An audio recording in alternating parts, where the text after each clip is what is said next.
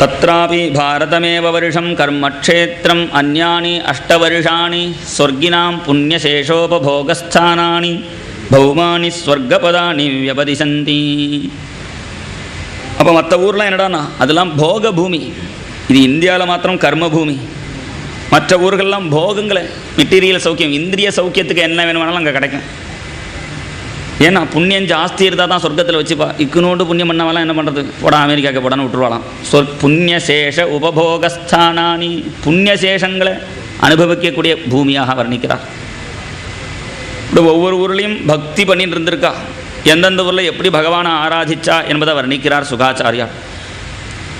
அதோட கங்காவதரணத்தையும் வர்ணித்தார், கங்கா மாஹத்மியம் வர்ணித்தார். தத்ர பகவதா சாட்சாத் யஜ்ஞலிங்கஸ்ய விஷ்ணோர் விக்ரமதோ வாமபாதாங்குஷ்டநக நிர்பின்னோர்த்வாண்ட கடாக விவரேணாந்த பிரவிஷ்டாயா பாக்கிய ஜலதாரா தச்சரண பங்கஜாவனே ஜனாருண கிஞ்சல் கோபரஞ்சிதாகில ஜகதகமலாபகோபஸ்பரசனாமலா சாட்சாத் பகவத்பதீத்யனுபலட்சிதவச்சோ விதீயமானாதி மகதா காலேன யுகசகஸ்ரோபலட்சணேன திவோ மூர்தன்யவததார யத்தத் விஷ்ணுபதமாகுः யத்ர கவாவ வீரவ்ரத ஔத்தானபாதிகி பரமபாகவதः அஸ்மத்குலதேவதா சரணாரவிந்தோதகமிதி யாமனுசவனமுத்கிருஷ்யமான பகவத்பக்தியோகேன திருடம் கிளித்யமானாந்தர்ஹிருதயः ஔத்கண்ட்ய விவசாமீலிதலோச்சன யுகலகுட்மல விகலித அமலபாஷ்பகலயாபிவித்யமான ரோமபுலககுலகः அதுனாபி பரமாதரேன சிரசா விபக்தி.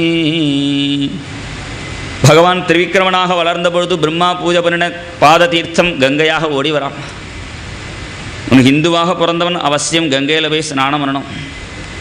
இப்போ இங்கே இருக்கிறவா, ரொம்ப கேரளாவில் இருக்கிறவா, அவ்வளோ தூரம் 2 நாள் பிரயாணம் பண்ணி வயசானவாளுக்கு எப்படி கங்கையில் போக முடியும்?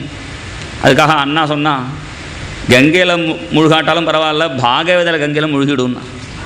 கங்கா பாகவதி, கங்கையும் பாகவத்தையும் பாகவத்தில் சொல்கிறா, புருஷான் த்ரீன் புனாதிகி தத் பாத சலிலம் யசா நாராயண வக்திரபத்ம கலிதா. கங்கையும் பாகவத கங்கையும் ஒரே இடத்துலேருந்து தான் வந்தது, ஒரே மலையிலிருந்து தான் உற்பத்தி ஆச்சு. எல்லா மலையிலிருந்து தானே நதிகள் உற்பத்தி ஆகிறது. பச்சைமா மலை போல் மேனின்னு அந்த பச்சைமா மலையிலிருந்து 2 கங்கையும் வந்தது. ஒன்று சரணத்திலேருந்து, ஒன்று சரணாமுதத்திலேருந்து வந்தது, ஒன்று முககமலத்திலிருந்து வந்தது. எப்போதுமே நதி உண்டாகக்கூடிய இடத்துல பார்த்தா சின்னதாக தான் வரும். திருச்சியில் தான் அகண்ட காவேரியாக போகிறாளே தவிர அங்கே குடகு மலையில் போய் பார்த்தா ஒரு தொட்டிலேருந்து காவேரி வரா. முதல்ல தீர்த்தம் எப்படி சின்னதாக புறப்பட்டு வரதோ அதே போல் பாகவதம் முதல்ல 4 ஸ்லோகமாக தான் வந்தது, அப்புறம் விஸ்தாரமாக வருது. 2 கங்கையும், பாகவத கங்கையும் கங்கா மாதாவும் ஒரே மலையிலிருந்து தான் புறப்பட்டு வந்தது, பெருமாளிடத்துலேருந்து தான் வந்தது.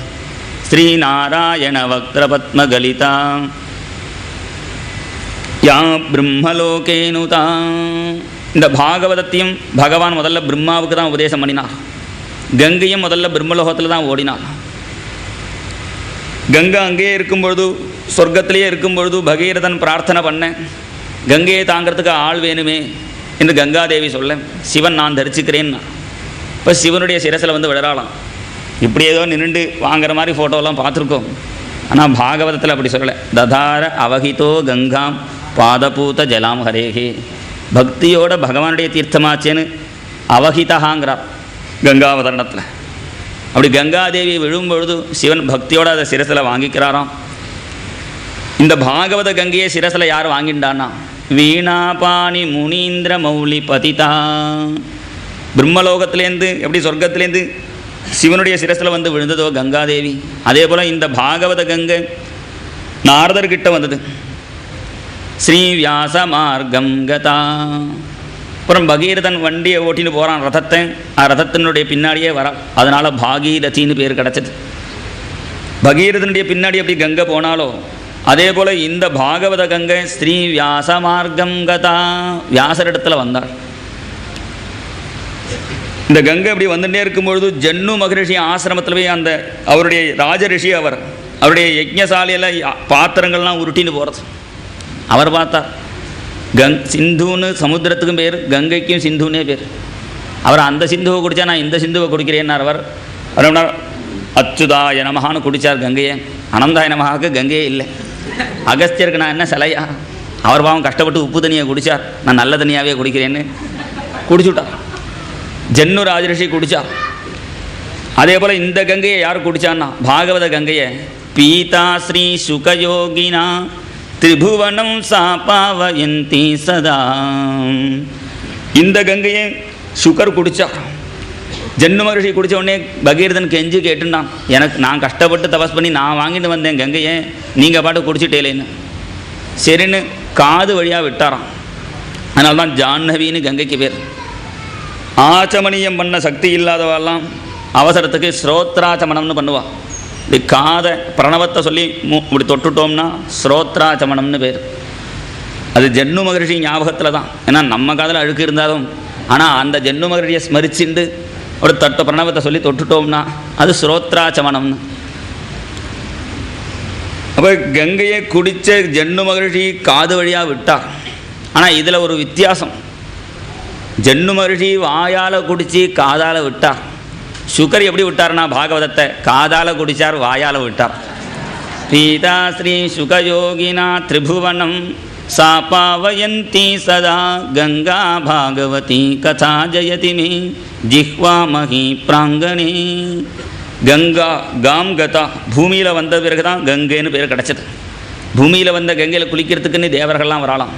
ஹரித்வாரே யதா யாத்தா தேவி விஷ்ணுபதி சுபா ததேவ தீர்த்த பிரவரம் தேவானாமபி துர்லபம்.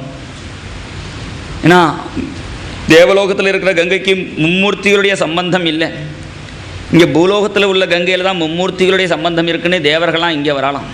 எப்படி சமதளத்தில் கங்கா ஓடினாள் பூமியில், அதேபோல் இந்த பாகவத கங்கையும் சமதளமாக இருக்கக்கூடிய நம்முடைய நாட்களையும் ஓடட்டும். ஜிஹ்வா மகி பிராங்கணே. கங்கையை வர்ணித்தார், அதனுடைய மகாத்மியத்தை வர்ணித்தார். யஸ்யாம் ஸ்நானார்த்தஞ்ச ஆகச்சத பும்சா பதே பதே அஸ்வமேத ராஜசூயாதீனாம் பலம் நதுர்லபமிதி. அஸ்வமேதம் ராஜசூயம்லாம் எவ்வளோ கஷ்டமான யாகங்கள். நீ கஷ்டமே படாமல் ஒவ்வொரு அடி எடுத்து வச்சாலும் கங்கா ஸ்நானத்துக்கு வேண்டி ஒவ்வொரு அடி எடுத்து வச்சாலும் உனக்கு அந்த பலன்லாம் வந்துடும். இது கங்கா மகாத்மியம் வர்ணித்தார்.